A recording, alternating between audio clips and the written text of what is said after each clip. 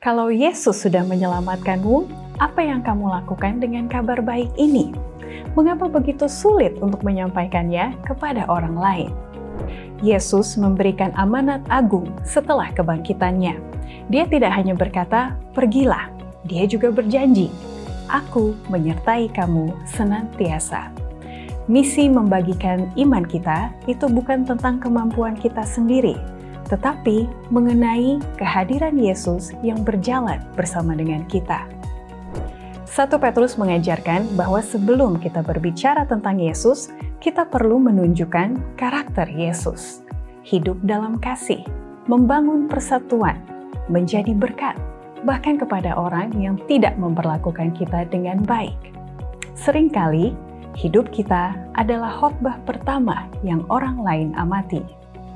Orang-orang di sekitarmu sedang mencari pengharapan. Ketika mereka bertanya, "Mengapa kamu tetap kuat? Mengapa kamu tetap mengasihi? Mengapa kamu tetap percaya?" Itulah kesempatan untuk menceritakan Yesus, bukan dengan menghakimi, tetapi dengan kelembutan dan ketulusan.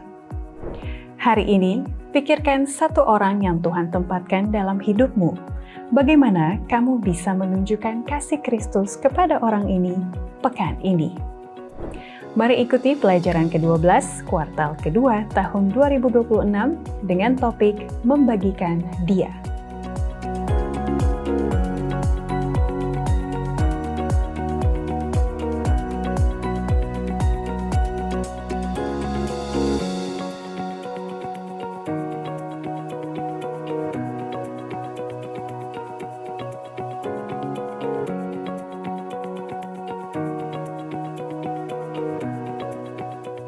Shalom, selamat datang dalam diskusi pelajaran Sekolah Sabat yang dipersembahkan oleh Gereja Masehi Advent Hari ke-7 Uni Indonesia Kawasan Tengah.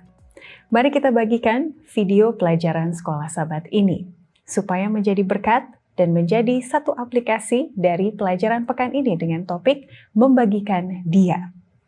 Supaya orang lain juga mengalami keuntungan yang Anda telah rasakan, seperti rasa syukur, rasa terberkati, ada pengharapan, ada motivasi, seperti yang saya kutip dari komentar-komentar berikut ini.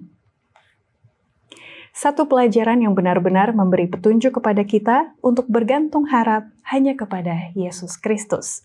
Itu kata Wesmin Idris. Berikutnya, David Runtunuwu mengatakan, "Terima kasih atas pelajaran Sekolah Sabat ini." Dengan nada yang sama dari Suripati Pusung Family, puji Tuhan, terima kasih untuk diskusi pelajaran Alkitab Sabat ini. Dari Gereja SDA Ulu Dusun Sandakan, Sabah, Malaysia, Willy Sui mengatakan, pengalaman dua pendeta yang sangat indah dan menyadarkan. Kita bersyukur di selingan dari pelajaran ini selalu ada cerita-cerita kisah nyata yang berkenaan dengan hati dan juga cerita kita bisa jadi. Romeo Niki menuliskan, terima kasih diskusinya, memberikan pemahaman yang lebih baik. Semoga firman Tuhan yang selalu dibahas menjadi berkat. Amin, itu doa kita. Aizi Talin mengatakan, dapat memberikan motivasi dalam terus kuat dalam iman, percaya kepada Yesus Kristus. Dari akun Papa Ganten, berpegang pada janji, bukan pada emosi. Ketika masa depan tampak gelap dan masa kini terasa sepi, tengoklah ke belakang. Ingat kembali bagaimana Tuhan pernah menolong Anda di masa lalu. Amin. Dan juga salam-salam dari Ramu Selfie, Nina Sekar, dan High Love. Jika belum disimpan, inilah nomor WhatsApp kami untuk pelayanan doa dan pembelajaran firman Tuhan yang lebih personal. Dan juga sosial media kami untuk selalu terhubung bersama dari hari ke hari.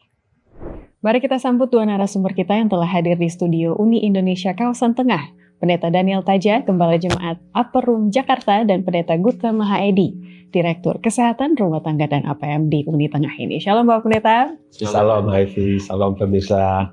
Terima kasih kembali sudah hadir di pelajaran yang ke-12 kali ini.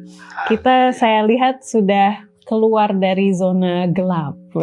Karena yang kemarin kan topiknya lumayan berat, tapi real. Emang itu yang kita hadapi. Sekarang tantangannya kalau sudah dilewati badai kehidupan itu, kita harus membagikan dia. Betul. Topik 11. Bukan cuma ceritanya, susahnya, tapi harus ada Yesus ya di situ pendeta ya. Dan di Sahabat Petang ada cerita menarik tentang pendeta G ini ya. Dia mencoba, apakah ini pendeta Gute gitu ya. Dia mencoba membagikan Yesus, tapi kalau situasi dan kondisi tidak memungkinkan, seperti lagi di jalan raya yang penuh emosi begitu ya, bagaimana kita keep identity kita, apalagi ada embel-embel pendeta gitu ya. Adakah cerita-cerita mirip begitu ya, setelah dipikir-pikir, oh ya juga ya, saya harus menjaga sikap ketika berinteraksi dengan orang lain. Saya mulai dari pendeta aja dulu. Aduh. Tidak bisa dipungkiri bahwa ya mungkin hampir serupa kita mungkin pernah mengalami. Tapi kembali lagi bahwa pengalaman pendeta G itu menemplak. Iya. Menemplak. Seringkali kita itu membungkus diri kita ketika dilihat oleh orang yang dikenal. Tapi ketika tidak dilihat oleh orang yang dikenal, yang tidak mengenal kita, maka kemudian kita itu bisa keluar lebih aslinya. Iya, true color. Iya, true color. Jadi pentingnya itu jangan memiliki dua kepribadian. Itu sekali lagi sebagai orang Kristen, saya berharap kita mulailah apa adanya. Kalau mau marah silakan saudara marah di gereja. Maksudnya tentunya pada tempatnya. Terus kemudian kalau memberikan nasihat dan lain sebagainya. Poin saya adalah bahwa kita di dalam memberikan kesaksian kepada orang harus natural. Genuine. Iya, betul. Jangan sampai itu terlalu dibungkus. Akibatnya ketika orang ada di situ, lihat itu justru akhirnya itu menjadi bumerang. Nggak punya power sama sekali. Ya, karena kita sudah bicara, kita sudah melewati masa kegelapan ini. Saksikanlah apa adanya. Saya mau sampaikan sedikit lagi ya. Kalau contohnya doa saya tidak dijawab oleh Tuhan seperti yang saya mohon, dan Tuhan jawab sesuai dengan yang Dia rindukan yang terbaik dalam diri saya. Jangan saya bersaksi hanya yang baik-baik, yang ini apa, terus kemudian itu dianggap. Saksikan bahwa Tuhan tidak menjawab doa saya seperti itu, tapi saya tetap beriman. Itu mungkin boleh memberikan gambaran yang baru. Terima kasih pendeta. Saya rasa itu bisa jadi kesimpulan sebenarnya. Tapi lengkap sekali. Iya. Dari pengalaman pendeta Gute, bagaimana interaksi kita dengan orang-orang juga berpengaruh ini. Ini pas banget lagi ya, namanya pendeta G ya. Tapi ini bukan cerita pendeta. Oh bukan. Klarifikasi. Ini saya nggak tahu ini kisah nyata ilustrasi, tapi saya pikir beberapa juga kisah nyata mungkin. Iya, kisah nyata. Dan ini saya pikir bisa terjadi kepada siapa saja. Betul. Karena bagaimana kita mengelola emosi kita ini kan itu akan mempengaruhi identitas kita juga. Nah, dalam hal ini seringkali kita berpikir bahwa kita menghadapi orang yang tidak kita kenal itu dan mereka tidak kenal kita. Nah, mungkin kita tidak kenal mereka, tapi bisa saja mereka kenal kita dalam pertemuan yang lain ya, dalam hal ini misalnya. Itu sebabnya saya pikir kita harus hidup sealami mungkin. Jadi jangan kelihatan pendeta yang baik di depan anggota jemaat, tapi di luar gereja dia orang yang sangat kasar dan keras gitu ya. Jadi pikir apa yang ada di gereja itu juga yang ditampilkan di luar. Tapi jangan dibalik ya, apa yang di luar ditampilkan di gereja. Betul. Tapi sedikit, boleh kan sedikit ini karena menarik. Saya cuma menyampaikan satu hal bahwa memang kita itu kadang-kadang di hidup ini hanya seperti show. Makanya evaluasi diri kita sebagai orang Kristen. Betul. Evaluasi apakah kita cuma mau seperti pertunjukan di panggung. Kelihatannya itu luar biasa kan. Tapi di sana itu sudah hati kesal. Sama seperti saya contoh. Saya baru ngomel sama istri saya, cepat kalian, tapi sampai di gereja senyumnya minta ampun seperti itu. Malaikat baru turun dari sorga. Padahal hati masih apa? Ya sebenarnya sih itu ya mungkin supaya jangan diketahui oleh orang. Tapi lu sendiri, saya sendiri yang harus berjuang untuk membuang itu. Tampilkanlah senatural mungkin. Saya coba bacakan ayat inti dari pelajaran ini supaya kita akan pegang terus fokusnya. Yesaya 50 ayat 4. Tuhan Allah telah memberikan kepadaku lidah seorang murid, supaya dengan perkataan aku dapat memberi semangat baru kepada orang yang letih lesu. Setiap pagi ia mempertajam pendengaranku untuk mendengar seperti seorang murid. Saya minta kesediaan Pendeta Daniel Taja untuk berdoa. Mari kita berdoa. Bapa yang kekal, Tuhan pencipta, pemelihara, penebus kami. Engkau telah melakukan begitu banyak perkara ajaib dalam hidup kami, dalam pengalaman kekristenan kami. Itu sebabnya Tuhan, biarlah itu menjadi pemicu bagi kami untuk kami boleh membagikan kasih-Mu yang tanpa batas itu. Saat ini kami akan mendiskusikan pelajaran ini.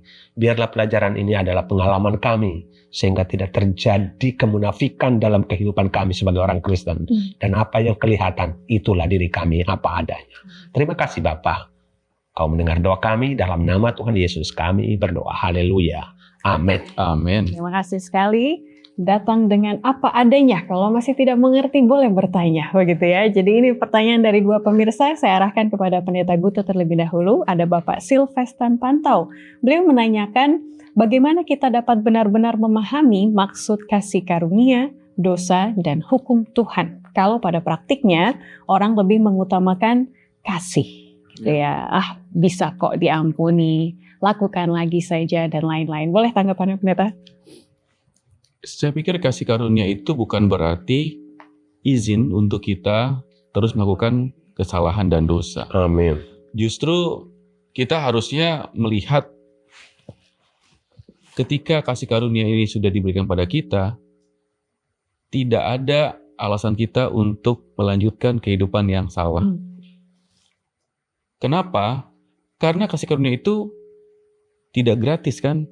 Artinya begini, kita terima gratis, tetapi sampai itu terjadi, itu prosesnya sangat besar. Pengorbanan yang dilakukan oleh Allah sendiri, harus menjadi manusia, mati hanya karena kita. Kita yang salah, tapi Allah yang harus menanggung kesalahan kita. Dan itu bukan perkara yang mudah.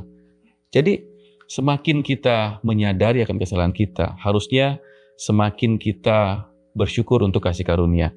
Dan semakin kita bersyukur untuk kasih karunia itu, semakin kita tergerak untuk berhenti dari melakukan hal-hal yang melanggar akan perintah Tuhan.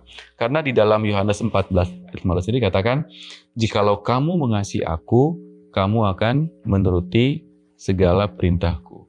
Jadi semakin kita merasakan kasih karunia, semakin hidup kita akan seturut dengan kehendak Tuhan. Bukan semakin besar kasih karunia, semakin kesempatan kita untuk melakukan pelanggaran. Semakin kita akan setia kepada Tuhan. Terima kasih, sudah jelas disampaikan. Berikutnya dari Bapak Audi Umbas, beliau menanyakan, sebagai orang awam Pendeta, bagaimana bisa merenungkan satu ayat yang dilakukan oleh para pendeta? Sepertinya banyak yang mereka bisa dapatkan, tapi kalau orang awam ini kadang agak hambar katanya hasil dari perenungan itu, seperti kurang mantap. Adakah tips? Oke, mungkin sedikit yang paling penting. Alkitab ini bukan untuk para pendeta atau para sarjana. Alkitab ini adalah bahasa Tuhan untuk saya, untuk semua kita. Jadi Tuhan sedang berbicara kepada siapa saja. Artinya apa? Tidak ada makna istilahnya yang hanya boleh diketahui oleh beberapa orang. Karena Alkitab itu berbicara bagaimana Tuhan sedang menuliskan surat cintanya kepada saya, kepada kita. Dan bagaimana kita merespon cintanya. Jadi jangan lupa ya, Tuhan yang memulai. Sekarang itu kalau Tuhan sudah memulai, bagaimana respons kita? Jadi saya berharap ini jangan terbagi dalam kasta-kasta. Ya, untuk dalam pertanyaan ini hanya orang tertentu yang baca Alkitab, renungkan, karena itu adalah untuk saya, untuk kita pribadi. Pasti dapat. Jangan baca Alkitab untuk orang lain ya. Karena kalau baca untuk orang lain, maka itu akan menjadi kita tukang menghakimi orang. Ya. Jadi begini, saya pikir ya, ini tambahan aja. Iya. Kan Alkitab yang saya baca, Sama. Pendeta Taja baca, Evi baca, itu Alkitab yang sama. Tapi kenapa saya lihat buat Pendeta Taja sepertinya maknanya kuat sekali, buat Evi. Tapi buat saya kok seperti biasa-biasa saja. Itu kan kita yang lihat. Dan kita mengukur orang dengan keadaan diri kita. Dan masalahnya bukan di orangnya, maksudnya di kitanya. Kenapa masalah? Karena kita membaca Alkitab ini sebagai sebuah buku bacaan, bukan sebagai satu pesan yang datang dari pencipta kepada ciptaannya. Nah, ini kan akan beda makna. Kita baca buku Alkitab dengan buku lain sama kok, tintanya mungkin mereknya sama, kertasnya sama, tapi kenapa berbeda?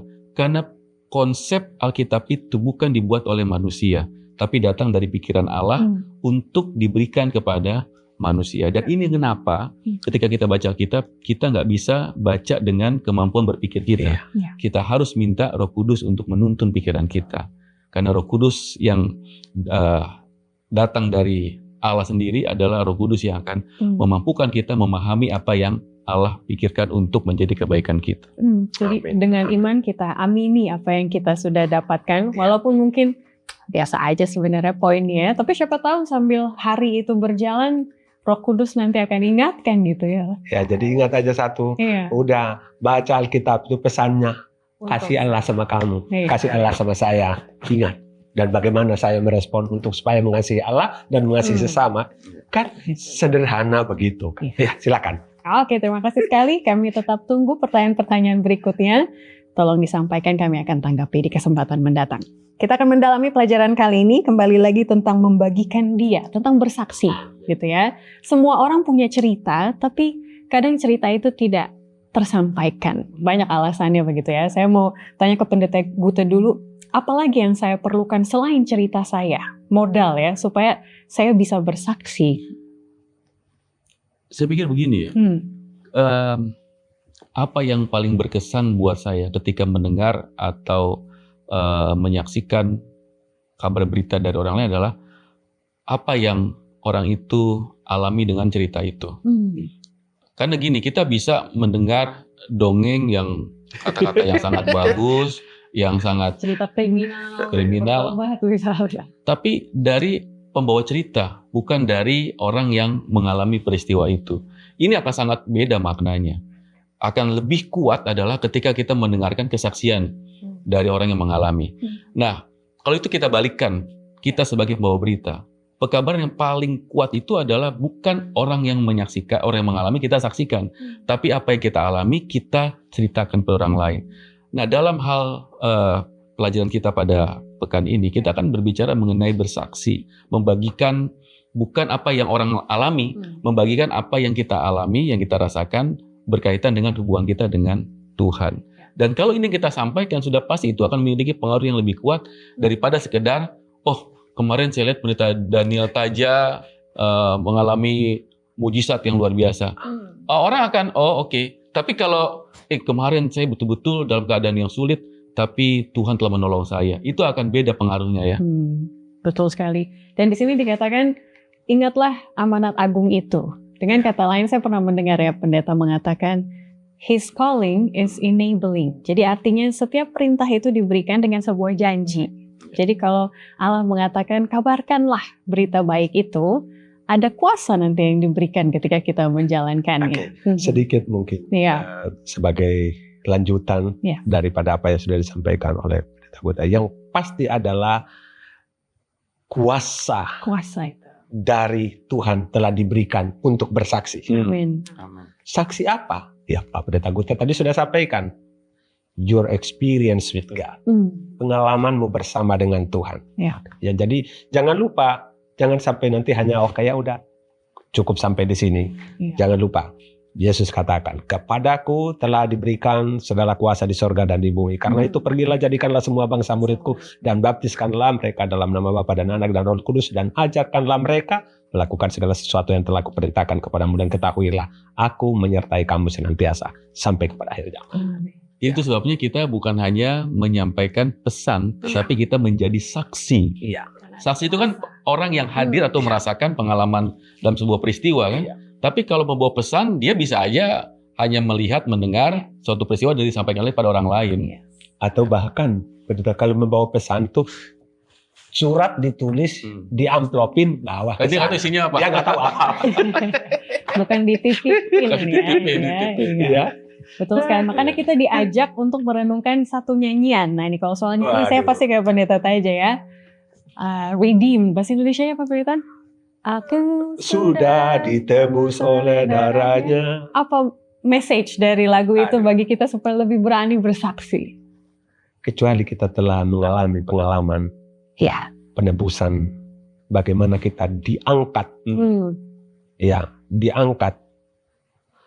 Maka kemudian di sanalah kita akan memiliki kerinduan untuk mengangkat orang lain melalui kesaksian kita. Makanya lagu itu bilang, redeem, redeem, redeem the blood of the lamb, redeem, redeem his child forever I am.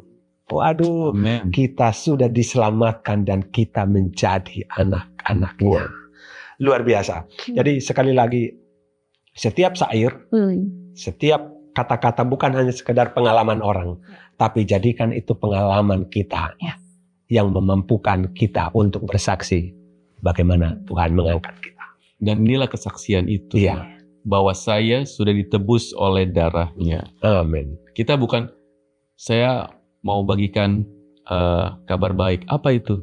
Pendeta Taja sudah ditebus oleh darah Kristus. So what? Tapi kalau kita yang menyaksikan dan apa yang terjadi, orang akan respon seperti itu kan? Kehidupan saya sekarang lebih berbahagia.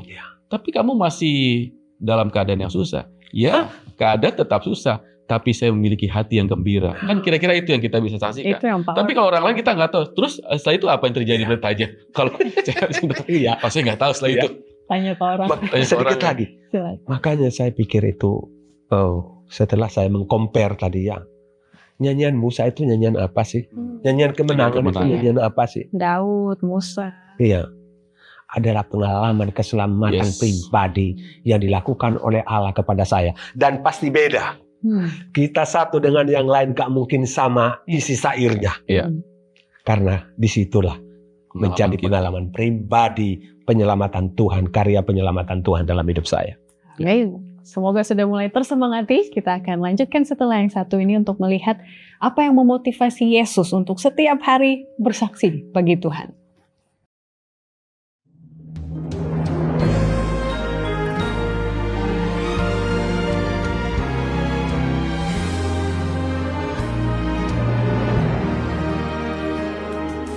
Kita terpanggil untuk beritakan hanya Yesuslah jalan. Rendahkan hati, lakukan tugas, kerjakanlah tiap hari. Nubuati genapi, janganlah raga, kabarkan tentang Yesus yang Maha Kasih, serahkan hidupnya, Dialah Juru Selamat. Berdasar Alkitab, tekun pada misi, hingga lihat Tuhan datang.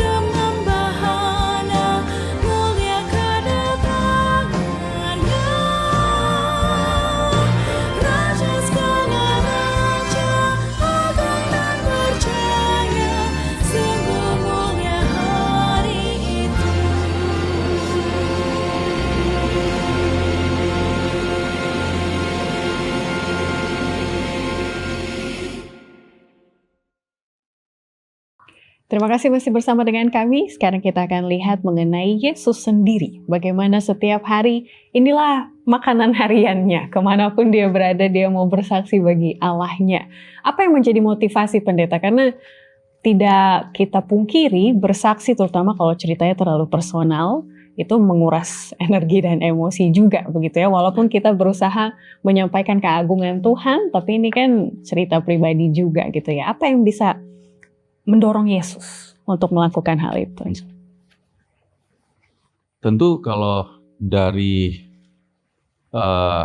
sisi Yesus dalam menjalankan misi ini, karena dia menyampaikan dan menggenapi apa yang sudah dibuatkan sebelumnya, bahwa akan ada Mesias, penebus yang menyelamatkan manusia dari perhambaan dosa, melepaskan mereka dari perbudakan dosa, dan manusia bisa hidup merdeka dari cengkraman dosa.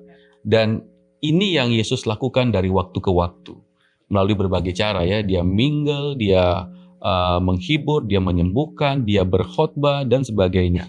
Nah, ini metode yang sebenarnya secara praktis itu yang kita lakukan juga harusnya sebagai pengikut Kristus. Tapi pertanyaan orang begini kan, tapi kan Yesus nggak ada pekerjaan lain. Saya ini sibuk bekerja. Saya punya perusahaan atau saya jadi pegawai perusahaan. Saya nggak ada waktu yang banyak untuk bersaksi. Saya mau katakan begini juga, ya cerita aja nanti tambahkan. Kita tidak dituntut melakukan apa yang tidak bisa kita lakukan. Tapi kita harus melakukan apa yang Tuhan karuniakan kepada kita untuk kita kerjakan. Jadi beda ya. Kalau Tuhan tuntut yang kita nggak bisa lakukan, ya itu nggak fair. Tapi kalau Tuhan mau kita kerja sesuatu, dia pasti akan melengkapi kita dengan apakah itu waktu, apakah itu talenta, apakah itu tenaga, dan sebagainya. Dia akan lengkapi. Dan kita harus gunakan itu sebaik-baiknya. Dan itu bagian dari sebenarnya penata layanan ya. Tuhan percayakan untuk kita kerjakan sebaik-baiknya. Jadi, Yesus telah meneladankan kehidupan yang bersaksi dalam segala aspek kehidupannya. Ya, dia punya banyak waktu karena dia tidak memiliki kesibukan duniawi seperti kita. Tapi di tengah kesibukan duniawi kita juga bisa menjadi saksi dengan talenta yang Tuhan karuniakan kepada kita. Berarti motivasi yang pertama datang dari identitas kita. Ya. Kalau kita tahu siapa kita, saya selalu bicara kepada teman-teman saya, kita harus berpikir, kenapa sih teman ini nikah cepat, dapat anak cepat, berarti kamu ada misi di situ. Yang lain nikahnya lama, karirnya bagus dulu, berarti kamu ada misi di kantor itu. Tapi kan kadang kita melewati hidup, ikut flow-nya jadi lupa gitu kan, kita siapa, jadi saksi Tuhannya jadi lupa gitu. Boleh tambahkan? Saya memang sangat menarik apa yang dibilang oleh Pak Pendeta Gutet tadi, bahwa memang apa yang memotivasi.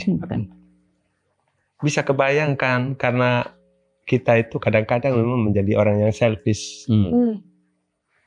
Gue udah diselamatkan, ngapain orang lain? Kalau mereka tanya, iya. saya kita gitu ya. Itu semua dalam Alkitab. Itu mereka terdorong dan berapi-api bersemangat untuk bersaksi itu karena mereka sudah mengalami pertama. Kalau kita sudah mengalami itu dan tidak ada terdorong untuk bersaksi, saya tidak tahu pengalaman apa yang kita miliki. Something is wrong. Iya, something is wrong. Kabar baik ini harus juga orang lain miliki. Pengalaman ini harus juga orang lain miliki dengan cara Tuhan sendiri dalam pengalaman mereka. Ada satu statement yang mungkin perlu juga saya sampaikan. Ini dari Ketua General Conference, ya Pendeta siapa?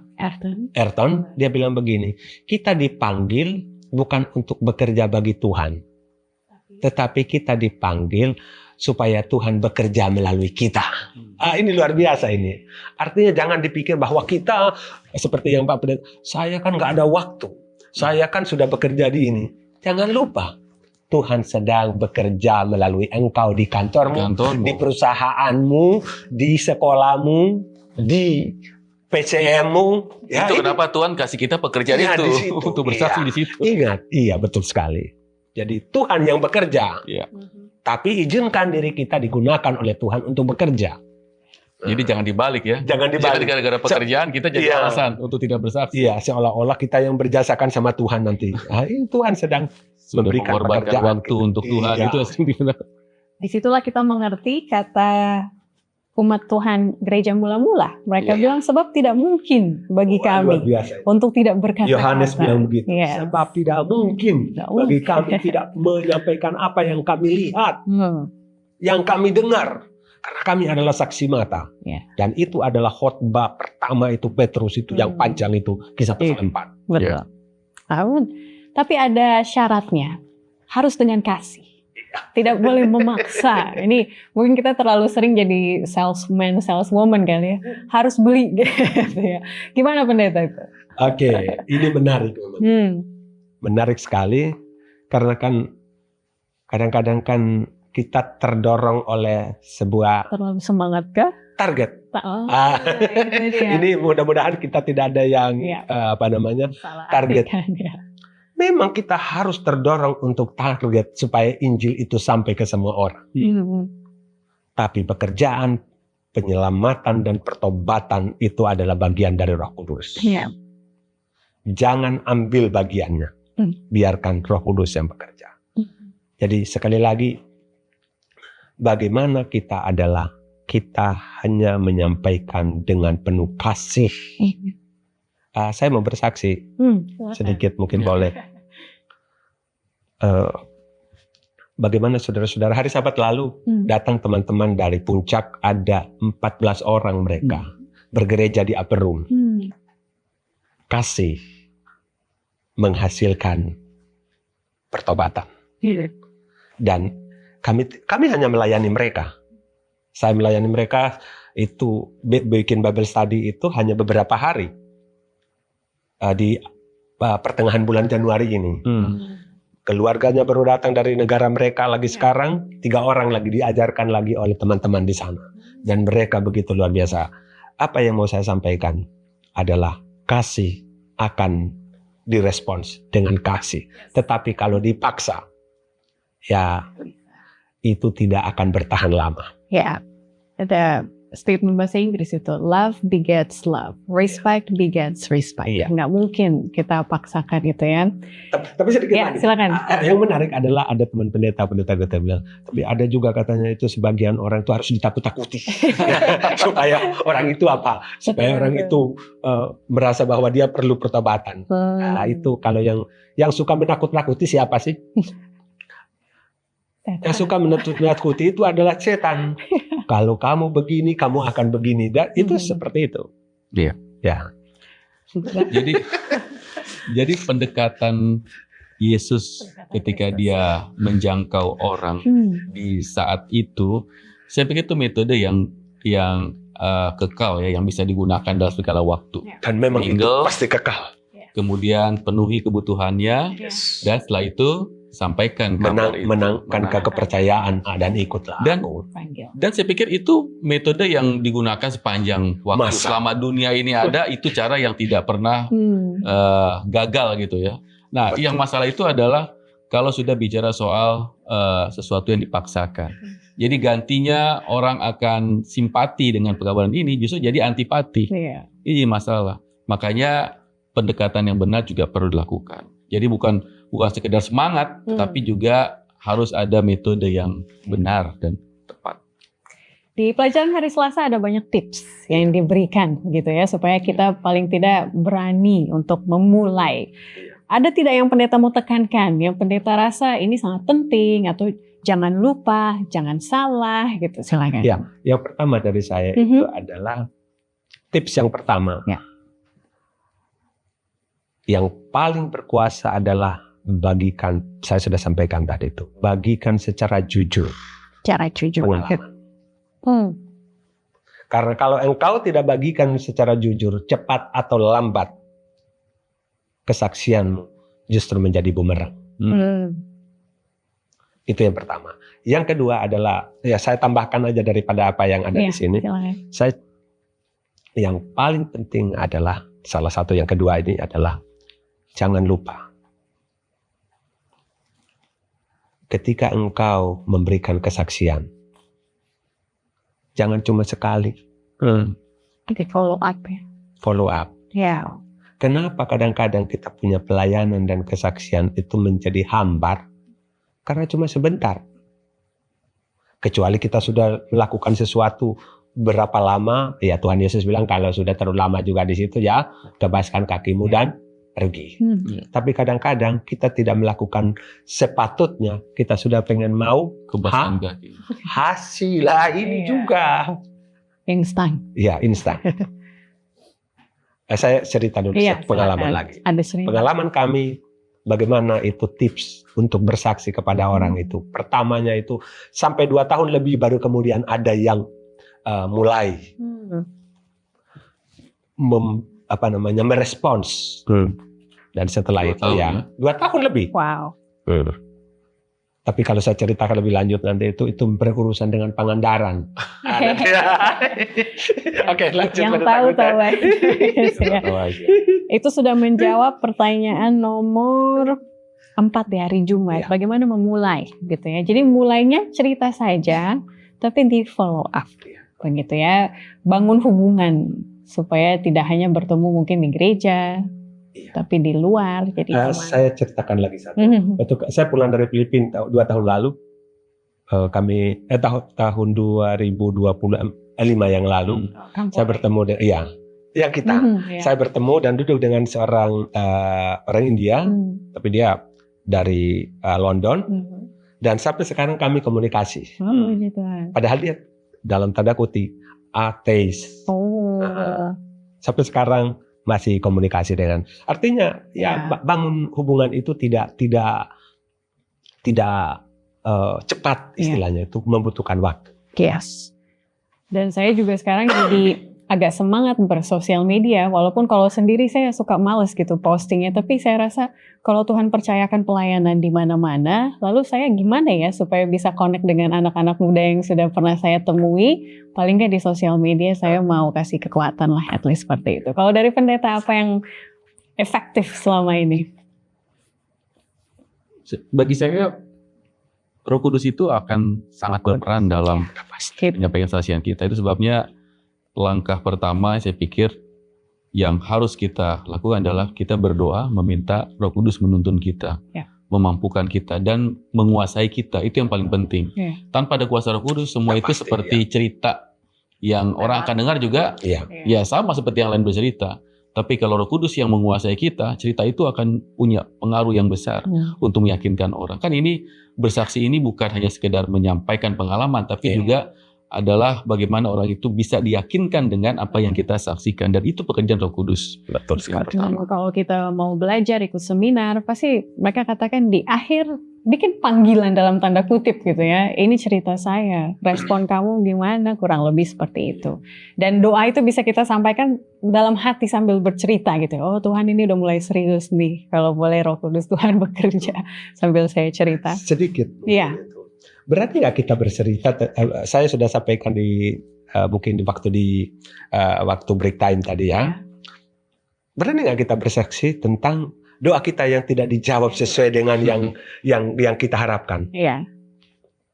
Mau nggak bersaksi? Vulgar aja, Tuhan engkau tidak memenuhinya. Tapi akhirnya Tuhan jawab dengan cara yang lain yang kita sadar pada akhir.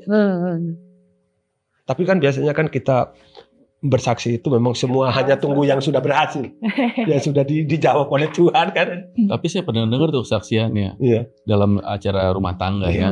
Jadi dia berdua sama Tuhan untuk satu orang yang diharap jadi pasangannya, tapi gagal. Dan dia ketemu sama justru orang lain. Dan kesaksiannya akhirnya berujung pada terima kasih Tuhan sudah gagalkan saya yang pertama. Nah, itu kan yang seperti itu kan bisa lihat. Realistis, nyata. Betul. Nyata. Nah kalau kasusnya lebih susah, ini kita hari Rabu dan Kamis, kita mau bersaksi kepada orang yang sudah tahu kasih Tuhan, tapi memilih untuk menjauh. Berarti ini pilihan begitu ya. Dan kalau mau personal di sini disebutkan ada anak, gitu ya, anak yang tersesat dalam tanda kutip. Mungkin pasangan suami dan istri juga bisa jadi satu rumah, tapi hati sudah jauh antara satu sama lain atau dengan Tuhan. Cara bersaksi apa lagi yang bisa kita lakukan bagi mereka gitu? Saya mulai dari Pendeta Gute dulu. Iya, hidup itu kan selalu menampilkan dua sisi ya. Dua sisi ini bisa dilihat orang dari kedua sisinya juga. Jadi bagaimana kita berbicara di rumah dilihat sama anak kita, pasangan kita. Ketika kita berbicara di luar rumah kita, anak pasangan kita juga melihat kita. Dan dia akan melihat keaslian kita itu betul-betul mereka yang paling tahu siapa kita. Nah, seringkali orang yang paling mengenal kita adalah orang yang paling dilemahkan. Ya. Karena mereka tahu siapa kita sebenarnya. Betul. Itu sebabnya bagi saya hiduplah apa adanya.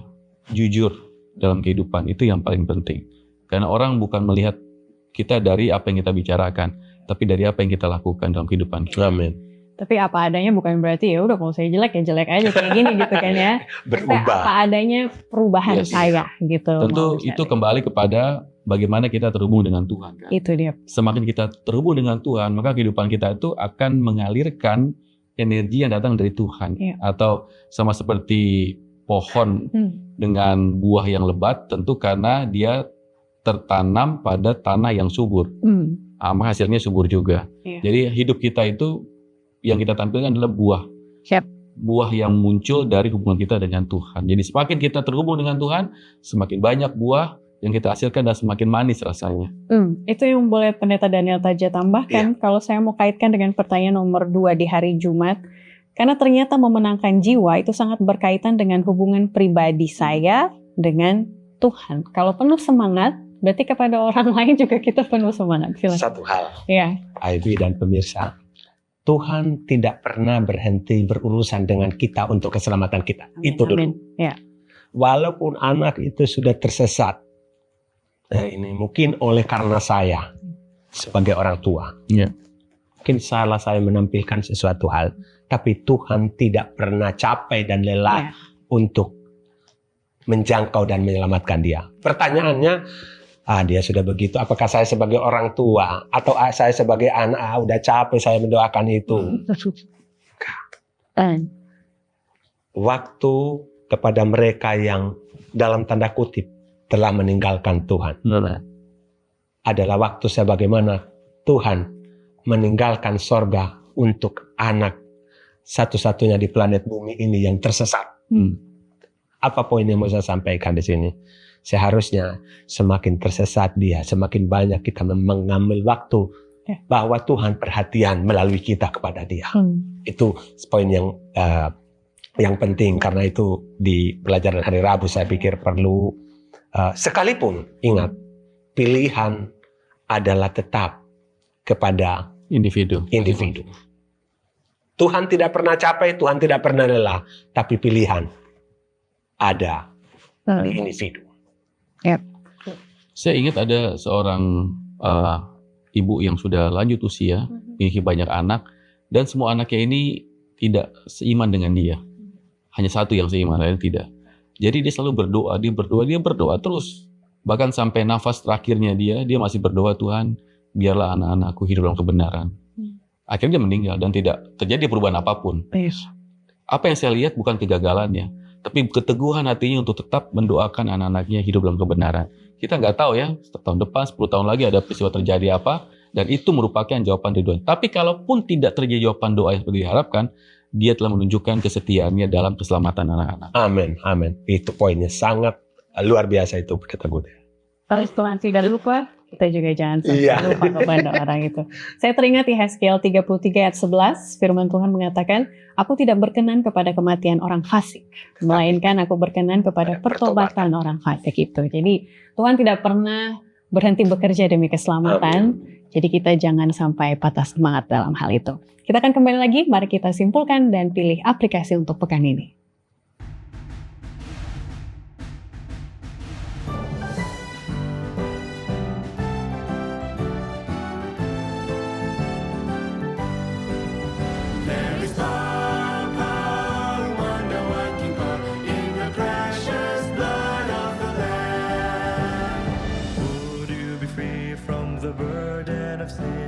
There's power in the blood, power in the blood.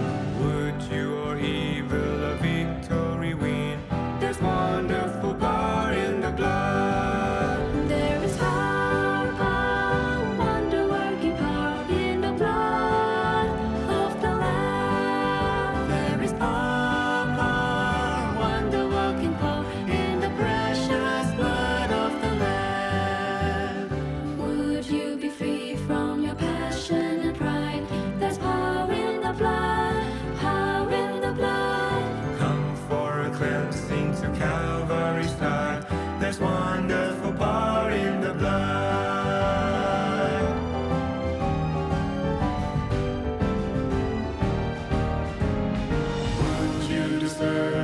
Jesus your King. There's power in the blood, power in the blood. Would you live daily His praises to sing?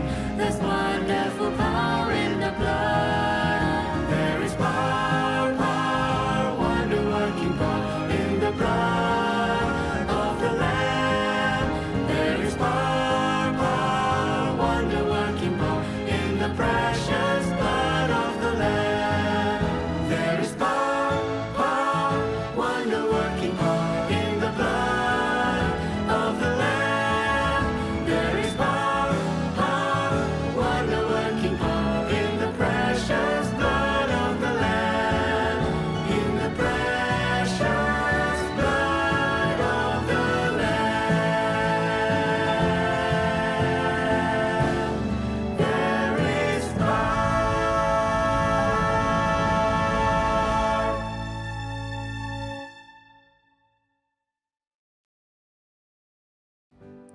Are you yearning to be free from the grasp of sin?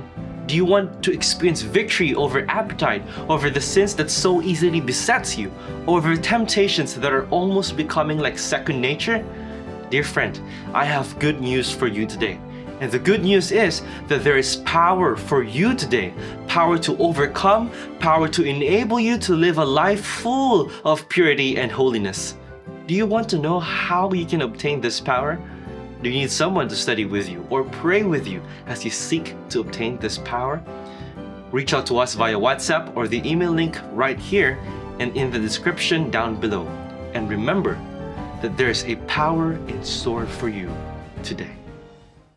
Tidak ada alasan untuk tidak bersaksi bagi Dia. Itulah kurang lebih inti yang saya pribadi dapatkan, dan juga kalau mengingat ayat inti dikatakan lidah kita ini adalah lidah seorang murid, gitu ya, yang bisa diajar dan juga mengajar kepada orang lain. Apa yang tidak boleh dilupakan pendeta dari pelajaran pekan ini?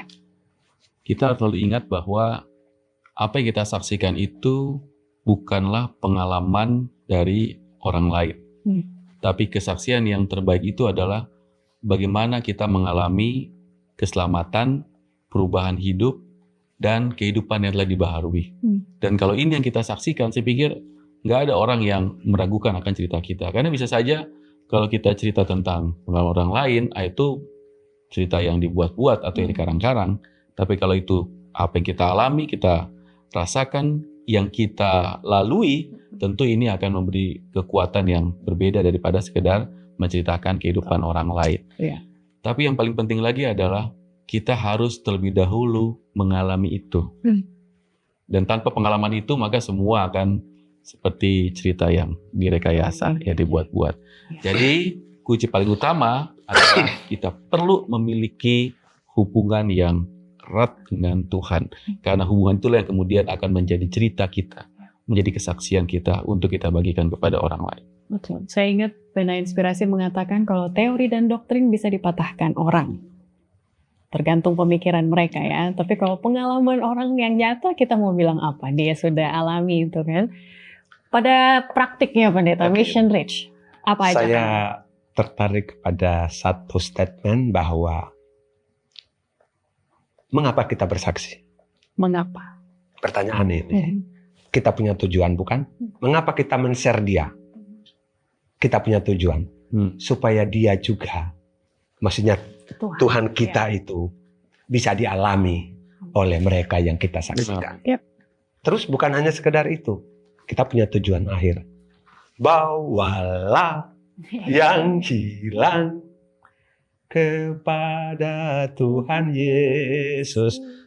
Kalau bukan itu tujuan kesaksian kita, membawa mereka. Sekalipun membawa mereka bukanlah effort kita, itu adalah sudah pasti bisikan dan inspirasi Roh Kudus. Tapi bagian kita harus punya tujuan.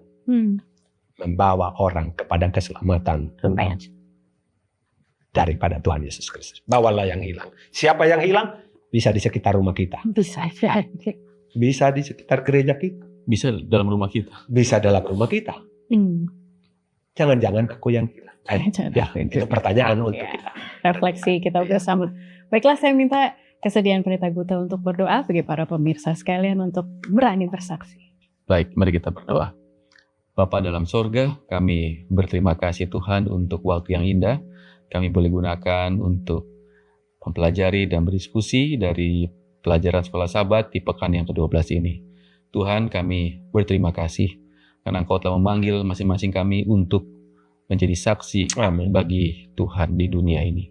Dan kesaksian yang paling berkesan dan paling berkuasa adalah kesaksian yang langsung kami alami. Bagaimana kami terhubung dengan Tuhan, merasakan hadirat Tuhan dalam kehidupan kami, dan mengalami perubahan untuk menjadi umat Tuhan yang setia. Untuk itu Bapa, biarlah pengalaman kerohanian kami akan menjadi pengalaman yang akan kami bagikan buat orang lain, sehingga orang lain pun akan boleh mengenal akan Tuhan pencipta kami. Terima kasih Bapak untuk memberkati kami, khususnya para pemirsa yang telah menyaksikan tayangan ini. Biarlah kuasa Roh Kudus Tuhan akan bersama-sama dengan semua pemirsa dalam peran mereka sebagai saksi bagi nama Tuhan. Amin. Terima kasih untuk mendengar doa kami ya Bapa. Karena kami persembahkan doa ini di dalam nama Yesus Tuhan dan Juru Selamat kami. Amin. Amin. Terima kasih Pendeta Daniel Taja dan Pendeta Gute Mahaedi untuk pelayanan yang tulus dari hati. Kami menunggu pendapat dan juga pertanyaan dari para pemirsa melalui kolom komentar di bawah video ini. Tetaplah bergabung dengan kami melalui sosial media dari Gereja Advent Indonesia Tengah. Ikuti kami dan ingat untuk bagikan video ini juga supaya orang lain terhubung kepada Kristus. Sampai berjumpa pekan depan. Mari kita arahkan pandangan kita selalu kepada kekekalan. Tuhan memberkati.